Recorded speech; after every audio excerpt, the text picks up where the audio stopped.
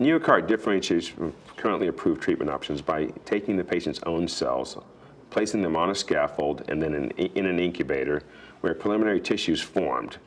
By doing that, we've actually sped the process of healing up outside of the patient. So when it's placed in the patient, we've gained time, limiting that post-op rehabilitation time period.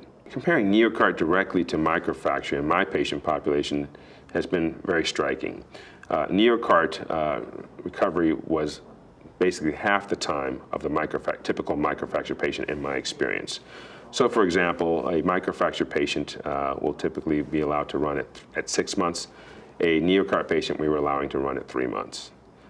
Full return to sports guaranteed as a result at 6 months in the NeoCart arm versus the microfracture arm where they're just starting to run, so full return to sports is in that 9 to 12 months time frame.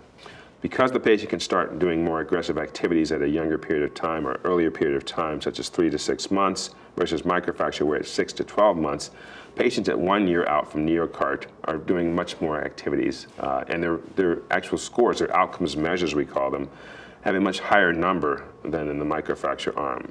For example, there's an outcomes measure where a really good score is 80. That's what we find in the NeoCart arm, whereas in the microfracture arm we found that same number to be 60. So about a 20-point difference in outcomes measures. And that was seen as well at 2 years in that same patient population.